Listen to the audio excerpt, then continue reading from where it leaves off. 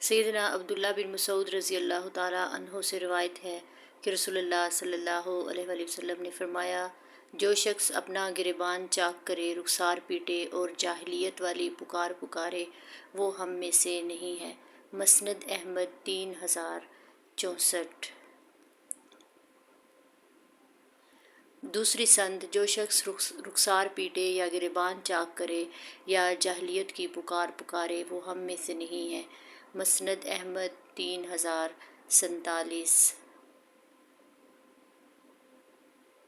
سیدنا عبداللہ بن عمر رضی اللہ تعالیٰ عنہ سے روایت ہے کہ رسول اللہ صلی اللہ علیہ وآلہ وسلم نے فرمایا، جب عہد سے واپس ہوئے تو آپ صلی اللہ علیہ وآلہ وسلم نے انصاری خواتین کی آواز سنی اور اپنے شوہروں کی شہادت پر رو رہی تھیں، تو آپ صلی اللہ علیہ وآلہ وسلم نے فرمایا، لیکن حمزہ، اس کے لیے تو رونے والیاں کوئی نہیں ہیں۔ جب یہ بات انصاری خواتین تک پہنچی تو وہ آئیں اور سیدنا حمزہ رضی اللہ تعالیٰ عنہ پر رونے لگیں، تو رسول اللہ صلی اللہ علیہ وآلہ وسلم رات کو بیدار ہوئے اور ان کو روتے ہوئے سنا تو فرمایا، ان پر افسوس ہے، یہ رات سے روتی رہیں، اور ان سے کہو کہ لوٹ جائیں، آج کے بعد کوئی کسی فوت ہونے والے پر نہ روئے گا۔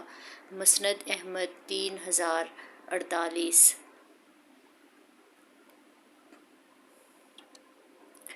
یزید بن اوس کہتے ہیں، سیدنا ابو موسیٰ اشعری رضی اللہ تعالیٰ عنہ پر بے ہوشی طاری ہو گئی۔ جب لوگ رونے لگے تو انہوں نے کہا، جس آدمی سے رسول اللہ صلی اللہ علیہ وآلہ وسلم نے بریت کا اظہار کیا میں بھی اس سے بری ہوں۔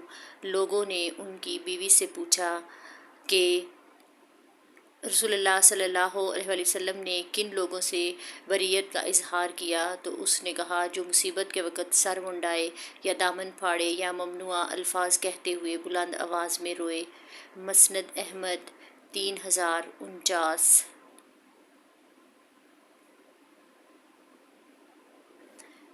صفوان بن محرز کہتے ہیں، سیدنا ابو محمد اشعری رضی اللہ تعالیٰ عنہ پر بے ہوشی طاری ہوئی، لوگ رونے لگے۔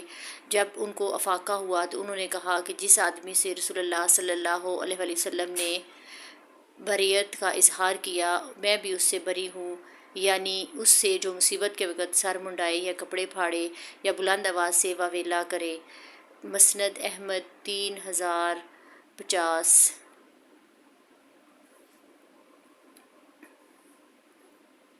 سید ام عطیہ رضی اللہ تعالیٰ عنہا کہتی ہیں، جب یہ آیت نازل ہوئی، ترجمہ، یعنی اے نبی، جب اہل ایمان خواتین آپ کے پاس آئیں تو وہ ان باتوں کی بیعت کریں کہ وہ اللہ کے ساتھ کسی کو شریک نہیں ٹھہرائیں گی، چوری نہیں کریں گی، زنا نہیں کریں گی، اپنی اولادوں کو قتل نہیں کریں گی، اور کسی پر بہتان طرازی نہیں کریں گی، اور کسی معروف کام میں آپ کی حکم عدولی نہیں کریں گی۔